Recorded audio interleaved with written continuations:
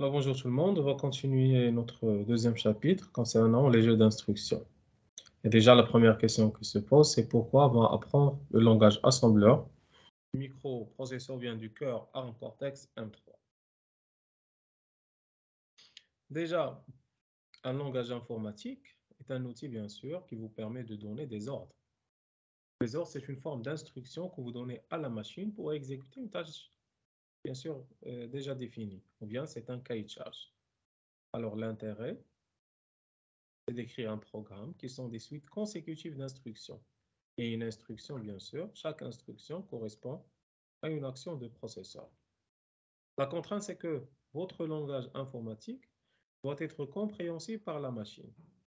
Comme on savait que la machine ne comprend que, bien sûr, le langage binaire. Le langage binaire, bien sûr, ce ne sont pas des 1 et des 0, mais c'est une information qui est représentée en deux états. Il peut être représenté en 0, 5 volts, par exemple, moins 12, 12 volts. Bien sûr, comme les CD, les CD-ROM, vous les connaissez par true, non true. Comme le disque dur HDD en polarisation nord-sud. Mais ce sont deux états. Par convention, on a admis bien sûr qu'on va les représenter par des 0 et des 1. Alors, le langage machine, comme on sait, c'est un langage binaire, où l'information est exprimée et manipulée sous forme d'une suite de bits. Par convention, un bit, bien sûr, c'est soit 0, soit 1, et ce sont deux états électriques en réalité, à l'intérieur du processeur. Si on rassemble 8 bits avec 8 bits, ce qui veut dire un octet, on a la possibilité, bien sûr, de coder tous les caractères alphabétiques qu'on connaît, numériques, symboliques, tout ce que vous pouvez imaginer. Bien sûr, ça peut être codé par 8 bits, parce que combien on peut réaliser avec 8 bits? C'est bien sûr 2 à la puissance 8. Et vous pouvez bien sûr le calculer facilement. Alors, les opérations logiques et arithmétiques de base, addition, multiplication, soustraction, division, AND, NOR, OR, etc., sont effectuées eux-mêmes en binaire. Mais il faut oublier que ça dépend de la représentation des nombres signés, non signés, des représentations des nombres réels, etc. On peut ne pas utiliser des soustracteurs ou bien d'autres circuits. Ça, c'est un autre sujet. L'assembleur, c'est quoi? Bien, le problème déjà, c'est quoi? Le problème, le langage machine est difficile à comprendre par l'être humain, parce que bien sûr, le langage machine, comme on a su que c'est 1 et des 0. Ah, je ne vais pas le comprendre. Et bien sûr, l'être humain comprend uniquement le langage de haut niveau, le C, Python, MATLAB, etc. Ce sont des instructions codées en anglais généralement. Et la solution, ou bien l'idée, c'est de trouver un langage compréhensible et par l'être humain, et bien sûr par la machine, et se reconvertit facilement à la machine. Et ce langage, on l'appelle bien sûr le langage assembleur. Bien, c'est le premier langage, où les expressions sont exprimées, bien sûr, d'une manière élémentaire, de façon symbolique. Addition, on a add, par exemple, ça c'est un registre, et ça c'est la valeur. Et tout cela, ça peut être traduit facilement par un traducteur en langage machine des 1 et des 0. Bien sûr, les avantages et les inconvénients de ce langage assembleur, c'est qu'il est déjà plus accessible que le langage machine, d'accord? On peut le comprendre. Je sais que ça, c'est addition, je sais que c'est le chargement, ça, c'est move, déplacement, etc. Et bien sûr, l'inconvénient, c'est qu'il n'est pas portable. Chaque microprocesseur, chaque architecture a son propre langage assembleur. Et bien sûr, il n'est pas très efficace pour développer des applications qui sont trop complexes. Le fait qu'il n'est pas efficace, ça veut dire pour faire des applications qui sont compliquées, ben, votre assembleur va être encore plus compliqué. D'où, bien sûr, on a l'apparition des langages plus évolués, comme les langages de haut niveau. Et bien sûr, la chose qui nous permet de passer de langage évolué ou bien le langage de haut niveau, comme le C, le C++, Python, MATLAB, etc., en langage machine, d'accord, des 1 et des 0, par l'intermédiaire du langage assembleur, on les appelle bien sûr les compilateurs. D'accord? C'est ça l'intérêt des langages de haut niveau. C'est un langage proche à l'être humain, généralement mis en anglais, compréhensible, permet une plus grande portabilité. Ça veut dire si vous exécutez un langage C sur une machine, vous pouvez bien sûr l'exécuter sur autre machine, indépendamment bien sûr au matériel utilisé, indépendamment à l'architecture qu'on utilise. Complexité de tout ce qui est architecture, etc., va être bien sûr faite par le compilateur lui-même. La manipulation des données, les expressions vraiment sont assez simples. Et bien sûr, tout cela ne peut pas fonctionner, ne peut pas se passer sans y avoir un compilateur qui est un traducteur, et on l'appelle aussi un interpréteur, qui exécute bien sûr, bien qui va vous permettre de simplifier votre codage et de l'utiliser en langage de haut niveau. C'est à lui de le convertir en assembleur et puis bien sûr en langage machine. Alors d'ailleurs, la question qui va se poser maintenant, puisqu'on a des langages de haut niveau, pourquoi on va étudier bien sûr le langage assembleur? Alors, on a dit que le langage assembleur, c'est un langage très proche de la machine, qui dépend au microprocesseur, il n'est pas portable, qui va vous permettre d'accéder à toutes les possibilités de la machine. Il est vraiment rapide dans l'exécution et très performant si on le compare uniquement avec le langage de haut niveau. Si on parle question performance, tout ce qui est temps réel, etc., il est préférable de faire le langage de haut niveau, mais aussi utiliser ou bien faire appeler des fonctions intrinsèques qui sont sous forme de langage assembleur. En connaissant l'architecture interne de votre processeur, ça vous permet d'obtenir une meilleure performance. Et bien sûr, l'intérêt majeur pour étudier ce langage, c'est déjà de comprendre le fonctionnement d'un microprocesseur, d'accord? Et puis, bien sûr, c'est un atout très précis pour un ingénieur. Alors, essayons de voir maintenant les instructions de base du langage assembleur destiné pour qu'il soit fonctionné en ARM Cortex-M3. Et je rappelle que ARM, bien sûr, c'est Advanced Risk Machine, Cortex-M3.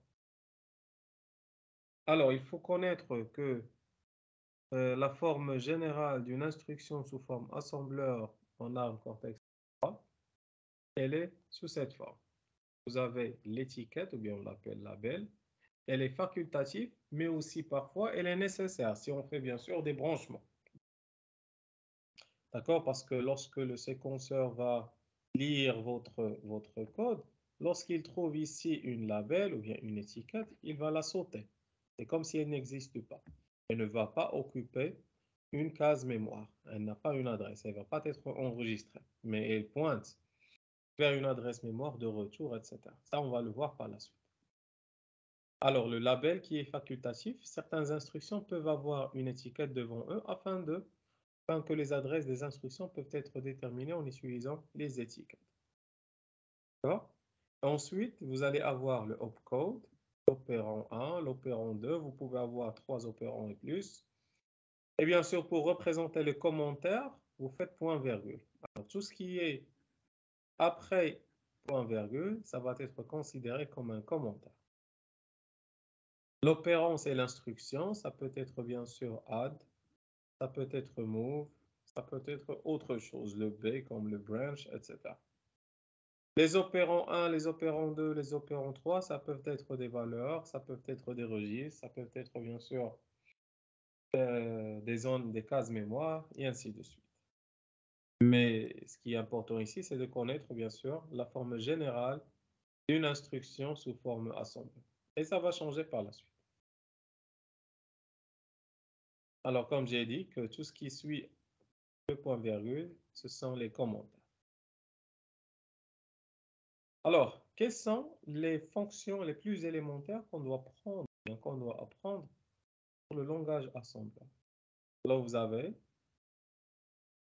les fonctions les plus élémentaires, ce sont le déplacement de données ou bien le transfert des données. Dans le cortex M3, le transfert des données peut être bien sûr de l'un des types suivants. Soit vous déplacez une donnée immédiate dans un registre, on a déjà vu les différents types de registres. Soit on va faire un déplacement entre registre et registre. Soit on va faire un déplacement entre mémoire et registre. Et bien sûr, soit on va faire un déplacement entre un registre et un registre bien sûr spécial, comme le XPSR, ou bien le LR, ou bien le PC, et ainsi de suite. Ça, je vous invite à voir bien sûr le cours précédent, le chapitre 1. Alors, le fait de déplacer quelque chose, c'est bien sûr de la faire. J'ai déplacé. En anglais, on l'appelle bien sûr le move. Et bien sûr, ce qui est noté, c'est uniquement les trois premières lettres. Et ainsi, l'instruction va être move. Et cette instruction, elle peut s'écrire en majuscule comme elle peut s'écrire en minuscule. Alors, essayons de voir maintenant ce qui se passe. Ici, vous avez la représentation, bien sûr, des différents registres que vous avez dans votre microprocesseur ARM Cortex M3. Du R0 jusqu'au R12, ce sont des registres à usage général. Bien sûr, le R13, 14 et 15, ce sont des registres spéciaux. Chacun a une finalité. Ça, c'est un pointeur de pile. Ça, c'est un link register. Et ça, c'est un compteur ordinal. Alors, on commence par le déplacement d'une donnée immédiate dans un registre, qui est une chose très courante. Et il faut noter que les valeurs qui peuvent être déplacées, d'accord, vers le registre ne peuvent pas, bien sûr, être supérieures à 16 bits. Je m'explique. Alors, vous voulez peut-être accéder à un registre de périphérique. Vous devez donc mettre la valeur d'adresse dans le registre à l'avance. Et pour les petites valeurs, vous pouvez utiliser, bien sûr, le move. Ce qui fait, si votre valeur, si quelque chose dans le registre dépasse, bien, si vous voulez déplacer une valeur vers le registre qui dépasse le 16 bits, avec la fonction move, vous ne pouvez pas. D'accord? Alors toujours, ça c'est votre instruction. Si vous vous rappelez bien les formes d'instruction, c'est votre opcode. L'opérand 1, ça va être le registre. L'opérand 2, ça va être bien sûr la valeur immédiate. Il peut être codé soit en hexadécimal, soit il peut être codé en binaire, soit bien sûr en décimal. Le fait de voir le 0x, 0x, ça veut dire que votre valeur, bien sûr, elle est en hexadécimal. Si j'élimine le 0x, ça veut dire que la valeur va être en décimale. Si le 0x n'existe pas. Et ça, c'est la différence. Alors, la première instruction, c'est de déplacer la valeur codée en hexadécimal, par exemple le 0x, de 12, vers le registre R0. Toujours ça, c'est la source. Ça, c'est la destination, je m'excuse. Le registre ici, ce sont les destinations. Et ça, c'est la source. Alors, je vais déplacer 0,11 en hexadécimal vers le registre R0. Et regardez, la valeur de R0 va contenir 0x, puisque les valeurs dans les registres sont représentées en hexadécimal sur 32 bits. 32 bits, ça veut dire que chaque valeur, elle est codée sur 4 bits. Et vous avez ici 8 valeurs. 8 fois 4, c'est 32 bits. Je vous invite à voir la conversion binaire hexadécimale ou bien hexadécimale binaire. Puisque c'est une valeur inférieure à 16, elle peut être transférée. Une autre forme, regardez, je peux faire move R1 0x F9 à 0. Ça, c'est 16 bits. De chacune, c'est 4 bits. 4 fois 4, c'est 16. Et regardez, bien sûr, la valeur du registre R1, c'est la valeur que j'ai transmise. Et je ne peux pas faire plus. Si, par exemple, j'ai une autre valeur qui dépasse les 16 bits, ça ne va pas être possible pour pouvoir les enregistrer dans les registres. Regardez, s'il vous plaît, d'autres choses. Le move R0, 0x11 et 12, vous l'avez. le move R1 0xF9 à 0, ça a été déjà fait. Bien sûr, le move R2 0x3A. Bien sûr, les A, ce sont des valeurs en hexadécimal, c'est l'équivalent à 10. A en hexadécimal, c'est l'équivalent à 10 en décimal, à la base de 10, c'est clair. Il peut être enregistré. Par exemple, je veux déplacer un caractère. Le caractère A, toujours pour représenter un caractère, je vais faire A entre deux guillemets.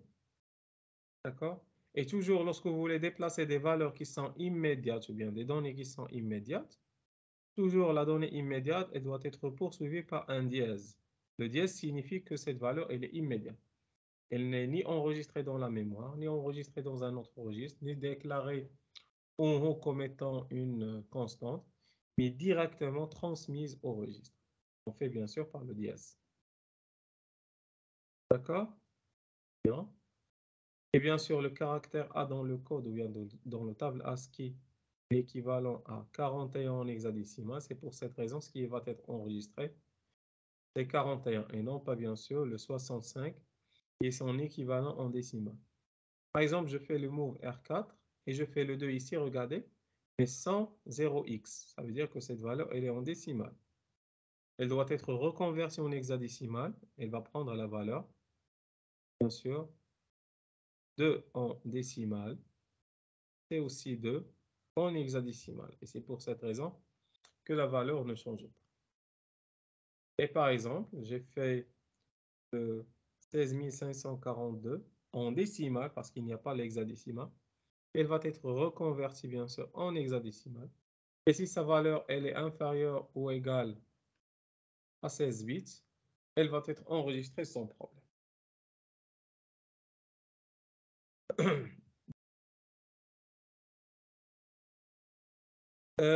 Pour des valeurs qui sont supérieures à 16 bits, d'accord, on doit utiliser des instructions de type FIMP2. Ou bien utiliser bien sûr la valeur suivante, qui sont la valeur suivante ou bien la fonction suivante. Par exemple, je veux enregistrer, par exemple, ou bien je veux déplacer la valeur en hexadécimal 0x A, B, C, D, 1, 2, 3, 4. Ça, c'est une valeur sur 32 bits. Bien sûr, pour la déplacer avec l'instruction move sur 16 bits, je dois utiliser d'autres instructions comme le move W et le move T. Et toujours par ordre de succession des instructions, toujours le move W, il doit être au premier après le move T en deuxième. Sinon, ça ne va pas fonctionner. Le move W, c'est une instruction qui vous permet de stocker les 16 bits qui sont là dans la partie inférieure du registre. Et regardez, parce que ça, c'est la partie inférieure. Ça, c'est la partie supérieure. La partie inférieure, ce sont les parties de 16 bits de poids faible. Et bien sûr, supérieur, c'est 16 bits de poids. Regardez, le 1, 2, 3 va être stocké dans la partie inférieure. Et bien sûr, le move T, elle permet de stocker cette valeur immédiate dans le même registre R1 dans la partie supérieure. Et regardez ici, vous pouvez les mettre soit en minuscule, soit en majuscule, sans aucun problème.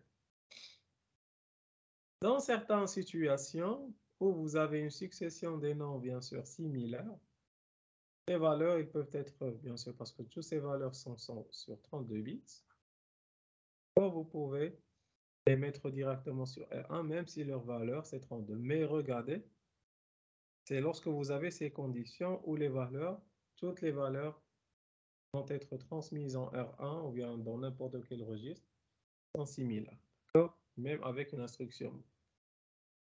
Sinon, une erreur va se produire, d'accord, en nous indiquant que vous n'avez pas la possibilité d'utiliser le move, bien le move T ou bien le move W avec plus de 16 bits.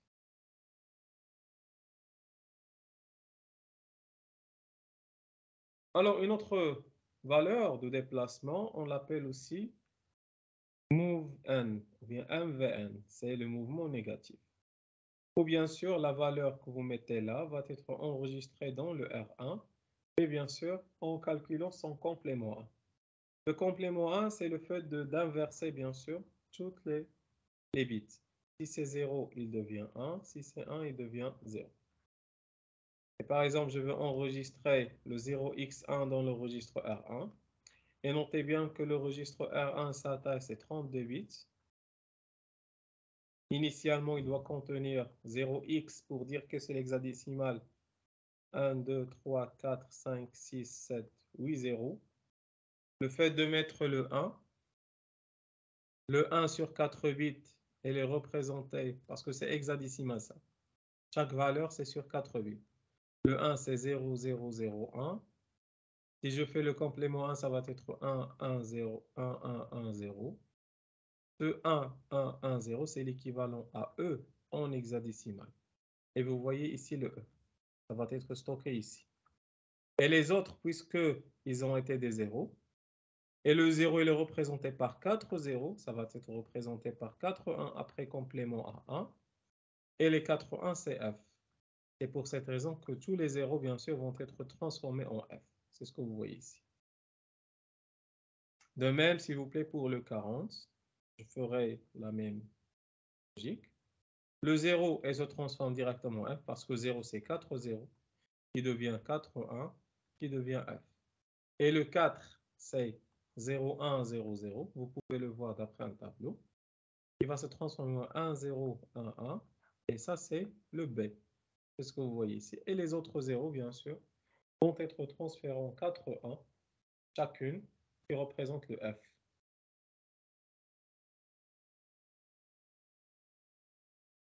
Alors, on a terminé concernant le déplacement des valeurs immédiates vers le registre. Maintenant, on va voir déplacement registre vers le registre. Et bien sûr, l'instruction type move permet aussi d'affecter les valeurs d'un registre à un autre. Les instructions sont simples et sont habituellement codées sur 16 bits. D'accord? Mais bien sûr, le move plus puissant permet de faire des opérations additionnelles sur 32 bits. Ça, on va l'expliquer par la suite. Et l'instruction qui permet de faire transformer ou bien déplacer des valeurs entre registres, c'est move R2, R1 par exemple. Et toujours, le premier registre, c'est la destination. Le deuxième registre, c'est la source. On va faire un exemple. Par exemple, je vais charger la valeur immédiate 0, 1 en complément 1 parce que j'ai utilisé le move M. Regardez comment il va être chargé sur le R1. Maintenant, le R1 contient une valeur. Et le R1, déjà, il est sur 32 bits. Ce n'est pas le R1 seulement, mais toutes les valeurs. D'accord? Je vais déplacer le 0x4f en R2. C'est ce que vous voyez ici. Et maintenant, je vais déplacer le R1 en R3 et R2 en R4. Et regardez, même si le R1 est sur 32 bits, le R2 est sur 32 bits, et ils ont été déplacés sans aucun problème. D'accord? Parce que ici, vous n'avez pas le problème avec les valeurs immédiates, ou la valeur immédiate, ça doit être uniquement sur 16 bits. Parce que l'instruction move, elle est codée sur 16 bits. Et cette valeur, elle est codée sur 16 bits. La somme, c'est 32 bits. Voilà. Mais maintenant, si bien sûr cette valeur dépasse le 16 bits, par exemple le 18 bits, la somme des deux dépasse 32 bits. C'est la capacité des registres. Sinon, elle ne peut pas bien sûr l'exécuter.